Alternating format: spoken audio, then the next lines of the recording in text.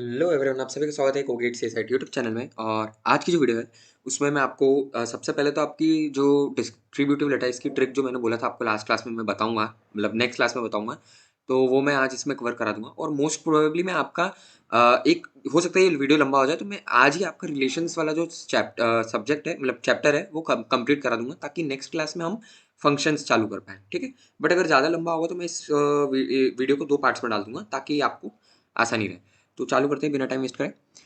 तो देखो, जो ट्रिक है वो तो एक तो मैंने आपको एक चीज़ तो बताई है कैसे करना है हमें, है ना, कॉम्प्लीमेंट डिस्ट्रीब्यूटिव लैटिस निकालने के लिए, कि उसका जो कॉम्प्लीमेंट है वो 1 से बड़ा होता है। जो नंबर ऑफ कॉम्प्लीमेंट जो है वो 1 या 1 से बड़े होते हैं। ठीक है, ये है अपना एक पहली ट्रिक। इसको आप कर सकते हो, मतलब अगर आपको नहीं बने तो एक सबसे आसान चीज़ जो है, जो मैं आपको नेक्स्ट ट्रिक है मैं आपको बता रहा हूँ, कि अगर आपके लटाइस में कोई भी एक सब लटाइस ऐसा है ना। अभी सब लटाइस क्या होता है मैं आपको आगे बताता हूँ, बट सब लटाइस इज अ लटाइस। ठीक है, तो कोई भी ऐसा सब लटाइस जो या तो पेंटागन हो या फिर आपका डायमंड हो, तो वो जो सब ये बड़ा वाला लटाइस है, जो भी उसके अंदर आपके जो सब पार्ट है ये, तो इसके कारण हमारा जो डिस्ट्रीब्यूटिव लटाइस है वो नहीं बनता है वो। ठीक है, सिंपल वर्ड्स में lattice is distributive if it doesn't contain, मतलब वो नहीं होना चाहिए पेंटागन डायमंड। अगर है तो आपके डिस्ट्रीब्यूटिव लटाइस नहीं है, अगर पेंटागन और डायमंड है तो। ठीक है, तो ये हो गई नेक्स्ट ट्रिक, और सबसे आसान ट्रिक है। आपको डायरेक्ट दिखेंगे इसके फिगर, आप जब क्वेश्चन आएंगे तो आप बोलोगे यार ये तो डायरेक्ट दिख रहा है। तो इसमें सबसे आसान तरीका इसका यही है। तो अब हम नेक्स्ट चलते हैं। सो नेक्स्ट हमारा सब लटाइस क्या होता है। तो एक लटाइस के अंदर अगर हम जो लटाइस की प्रॉपर्टीज़ हैं, है ना, वो हमें मालूम है कि एक एलयूबी एक जेएलबी होना चाहिए, और जो मैंने आपको प्रीवियस क्लासेस में बताया था। तो सब लटाइस भी सेम है। सब लटाइस एक लटाइस का पार्ट होगा, जैसे सब सेट का सबसेट होता है ना, वैसे सब लटाइस का सब लटाइस होता है। तो इसमें क्या है, आपका जो मतलब जो आपका लटाइस बनता है, सब लटाइस रहता है, उसकी जो सारी प्रॉपर्टीज़ हैं, जो जीएलबी एलयूबी है, वो एग्जैक्टली मैच करते हैं आपके जो मेन लटाइस है उससे। ठीक है, अगर ऐसा है तो आपका ये लटाइस जो कहलाता है ये सब लटाइस कहलाता है। सिंपल है ना, मैंने यहाँ लिखा भी है। ये देखो, यहाँ पे ये डिस्ट्रीब्यूटिव नहीं है। अब देखो, ये तो पेंटागन है तो ये डिस्ट्रीब्यूटिव लटाइस नहीं है, यहाँ हमारा पेंटागन फॉर्म हो पा रहा है, तो इसलिए ये डिस्ट्रीब्यूटिव लटाइस नहीं है। नहीं तो ये आपका लटाइस तो है ही, कम से कम लटाइस तो है। ठीक है, तो ये हमारा सब लटाइस मैंने आपको बता दिया। एंड आप नेक्स्ट चलते हैं।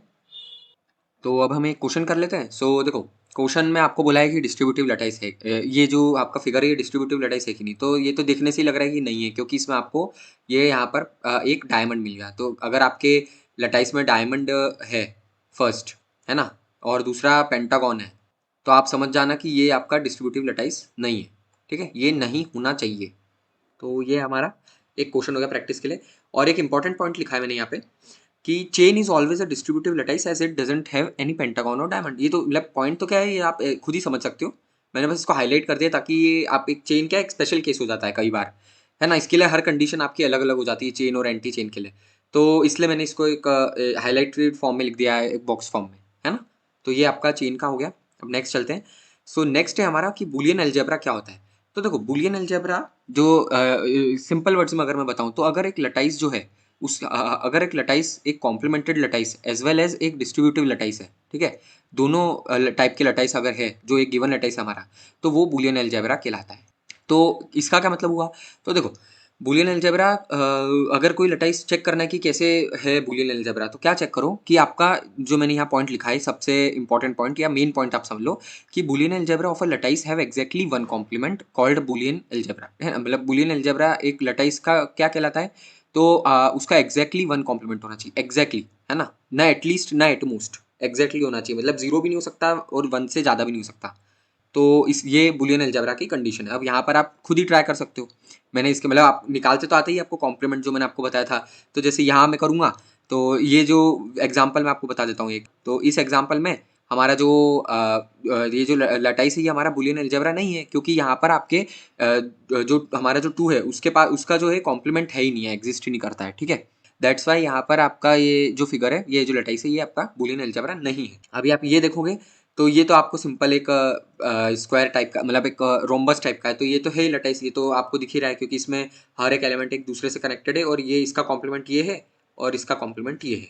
ये हमारा बुलियन अलजेब्रा है। तो देखो, मैंने यहाँ पर एक इंपॉर्टेंट पॉइंट के फॉर्म में भी लिख दिया है, शॉर्ट फॉर्म में, ताकि आपको इतना पूरा पढ़ना नहीं पड़े। अगर कॉम्प्लीमेंटेड लटाइस है तो मिनिमम 0 कॉम्प्लीमेंट होना चाहिए। अगर डिस्ट्रीब्यूटिव लैटिस है तो आपका मिनिमम एक कॉम्प्लीमेंट होना चाहिए, और अगर बूलियन अलजेब्रा है तो एग्जैक्टली एक कॉम्प्लीमेंट होना चाहिए, खत्म।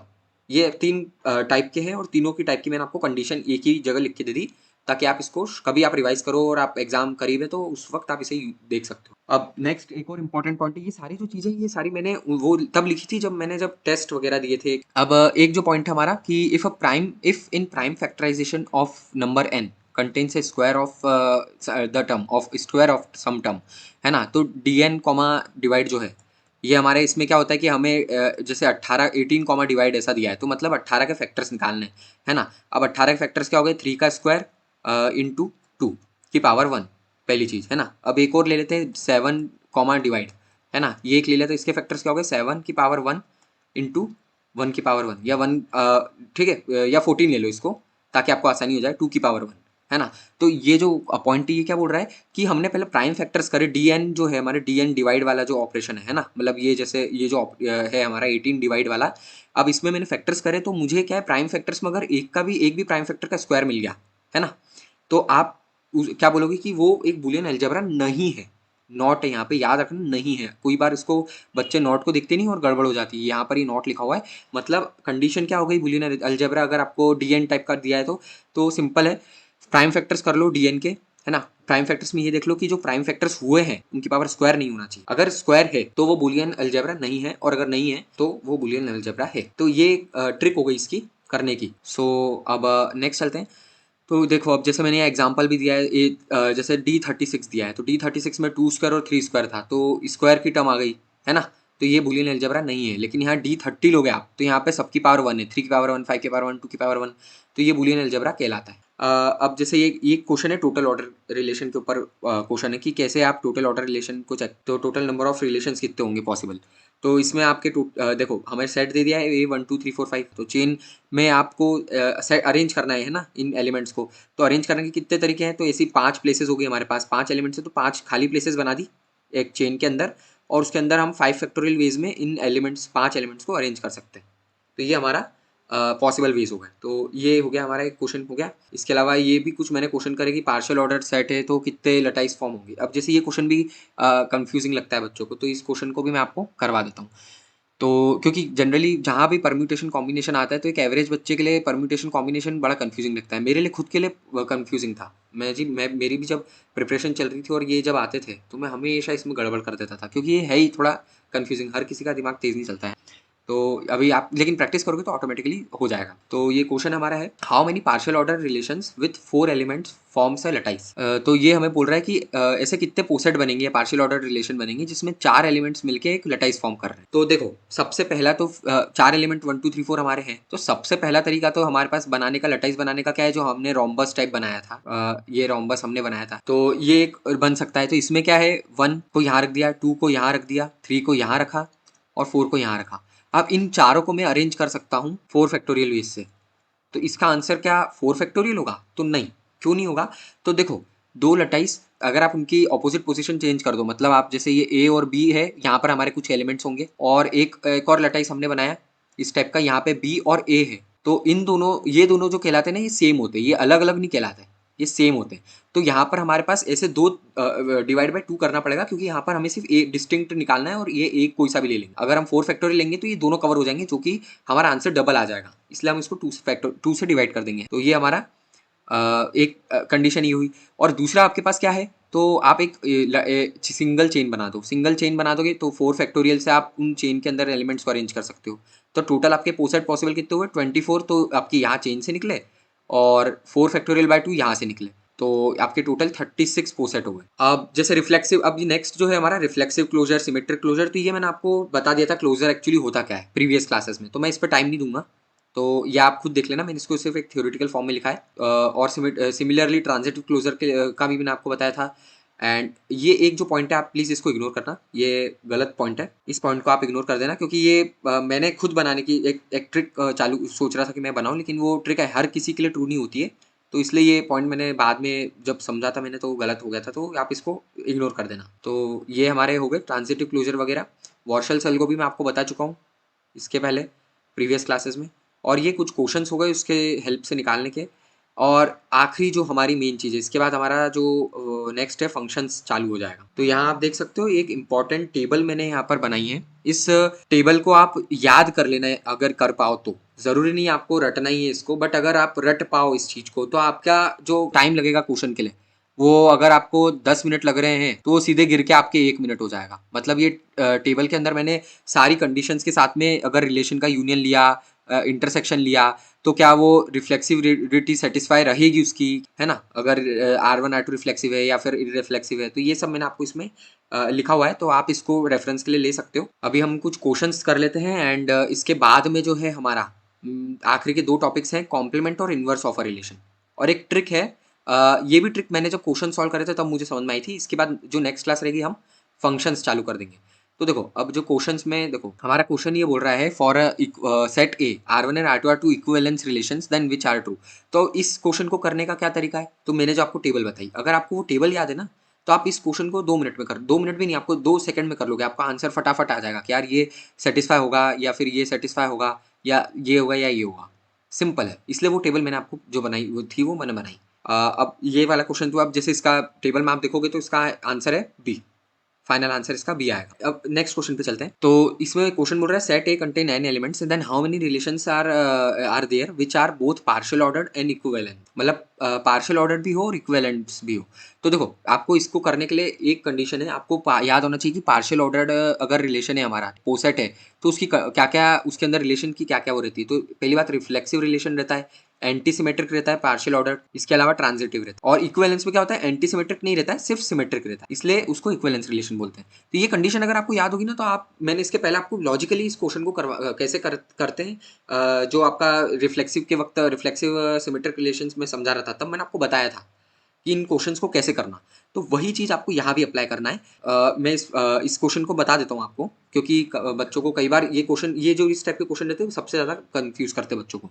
तो देखो आपके पास अगर हम लोग देखें तो इसका टोटल, इसका जो आंसर है इसका 1 है। अब 1 कैसे आया तो वो हम देखते हैं। तो हमारे पास टोटल पेयर्स कितनी रहती है, n² पेयर्स रहती है हमारे पास। अगर n मतलब a क्रॉस a निकालते हैं, a के अंदर n b के अंदर n, तो हमारे टोटल कार्डिनलिटी क्या आती है, n² आती है। तो n² में जो n रहते हैं हमारे, वो तो रिफ्लेक्सिव रहते हैं, सेल्फ पेयर्स रहते हैं या रिफ्लेक्सिव रिलेशंस रहते हैं, उनको तो रखना ही है। और n² माइनस n जो रहते हैं वो रिफ्लेक्सिव नहीं है। तो ये हमारे इस तरह का डिवीजन रहता है इनका। तो अब इसमें क्या होगा, तो देखो हमारे पास अब जैसे मैंने यहाँ लिखा हुआ है कि जैसे आर के लिए, अब अगर इसमें अगर हम देखें तो हमारे पास n² तो टोटल हमारे पेयर से, जिसमें n तो रिफ्लेक्सिव है, इन रिफ्लेक्सिव को तो रखना ही पड़ेगा क्योंकि हमें बोला गया है पार्शियल ऑर्डर और इक्विवेलेंस दोनों होना चाहिए। तो मतलब रिफ्लेक्सिव तो होना ही चाहिए, पहली चीज़। ठीक है, ट्रांजिटिव को बाद में देखेंगे, उसको आप भूल जाओ अभी। अभी हम मेन फोकस करते हैं रिफ्लेक्सिव और सिमेट्रिक एंटी सिमेट्रिक जो हमारे हैं। तो रिफ्लेक्सिव होना चाहिए, तो n पेयर्स तो मेरे को रखना ही है ना। उनको रखने की कंडीशन कितनी होगी, मतलब तो 1 हो गई, तो मेरे पास 1 की पावर n तो ये आ गए। अब बोला क्या गया है कि anti symmetric as well as symmetric होना चाहिए। तो क्या सबसे अच्छा तरीका क्या है, तो जैसे अगर मैं यहाँ पर अपना मैट्रिक्स बनाऊँ, है ना, तो ये जो डायगनल ये तो हमारे सेल्फ पेयर है, इनको तो रखना ही है, इनकी पॉसिबिलिटी 1 हो गई। अब आप एक काम करो, आपको बोला गया है कि सिमेट्रिक और anti symmetric at the same time बोला है, तो सबसे अच्छा तरीका आप दोनों ही मत रखो, है ना। ये वाला भी मत रखो, इस पेयर को भी मत रखो, जैसे ये ए और ये बी है और ये बी और ये ए है, तो आप ए कॉमा बी भी मत रखो और बी कॉमा ए भी मत रखो। तो आपका इनको नहीं रखने की पॉसिबिलिटी कितनी होगी, वो होगी 1। तो 1 की पावर n² माइनस n, तो ऐसे सारे पेयर्स हम नहीं रखेंगे। तो हमारा फाइनल आंसर क्या आया, सिर्फ एक ही सिंगल ऐसा पॉसिबिलिटी रहेगी जिसमें हम लोग जिसमें सिर्फ सारे सेल्फ पेयर्स रखेंगे। एक ही इस टाइप का सेट बनेगा हमारा, ये जो एक ही रिलेशन बनेगा हमारा, जो पोसेट होगा एज वेल एज इक्विवेलेंस होगा। इस क्वेश्चन को हम ऐसे करेंगे। ऑल्दो मैं आपको इसके पहले भी करवा चुका हूँ ये, बट मैंने इस क्वेश्चन को एक बार फिर से करवा दिया ताकि बच्चों को क्या है, कन्फ्यूजन इसमें सबसे ज़्यादा होता है, इसलिए। तो नेक्स्ट चलते हैं अब इसके बाद में। अब देखो इन्वर्स और कॉम्प्लीमेंट, ये दो चीज़ें हैं जिसमें बच्चे कंफ्यूज हो जाते हैं। तो इन्वर्स क्या होता है, तो देखो इन्वर्स में आप जो पेयर्स रहती है ना आपके रिलेशन की, उसको जस्ट रिवर्स कर दो इन्वर्स ऑफ रिलेशन में, ठीक है। और कॉम्प्लीमेंट में क्या होता है, write the pairs which are not in the relation, not present in relation, ये होता है हमारा कॉम्प्लीमेंट और ये होता है इन्वर्स। ये मैंने आपको बहुत शॉर्ट में बता दिया, आप यहाँ पर पढ़ भी सकते हो। बाकी ये कंप्लीट हो गया। अब एक लास्ट ट्रिक है हमारी, जो मैं आपको इस रिलेशंस पे कवर कराऊंगा और नेक्स्ट क्लास के हम फंक्शंस चालू करेंगे। तो जैसे जनरली हमें गेट के अंदर एक डिवाइड ऑपरेशन पे क्वेश्चन आता है, एक सेट्स के अंदर आते हैं कि सेट में आपको बोल दिया कि भाई यूनियन कितना होता है, यूनियन क्या होगा, इंटरसेक्शन क्या होगा। एक डिवाइड के अंदर अगर आपको बोला गया है कि एलसीएम और एचसीएफ निकालो, और फिर लेस देन का ऑपरेशन है, अगर उसमें तो बोला गया कि मिनिमम और मैक्सिमम निकालो। ये कुछ स्टैंडर्ड आपके फॉर्म्स हैं जो जनरली गेट में आ जाते हैं, तो इनके लिए मैंने आपको बता के रखा है, इस ट्रिक को मैंने दिया है, आप चाहो तो इस ट्रिक को पढ़ सकते हो। तो इसके ऊपर मैं टाइम नहीं दूंगा, मतलब आप मतलब आप जब वीडियो देखोगे तो आप इसका या तो नोट बना लेना, या अगर आप नोट्स परचेज करना चाहते हो तो मुझसे परचेज कर लेना। अभी जो ये वाले हमारे फंक्शन रिलेशन से वो कंप्लीट हो गए, अब नेक्स्ट क्लास जो रहेगी हमारी उसमें हम फंक्शंस करेंगे। तो अभी आज के लिए इतना ही, और अगर आपको वीडियो अच्छा लगे तो प्लीज़ इस वीडियो को लाइक एंड शेयर जरूर करें, और मुझे बताएं मैं कैसे इंप्रूव कर सकता हूँ। एंड अगर आप एक गेट एस्पिरेंट हो तो प्लीज़ इस चैनल को जरूर सब्सक्राइब करें। Thank you.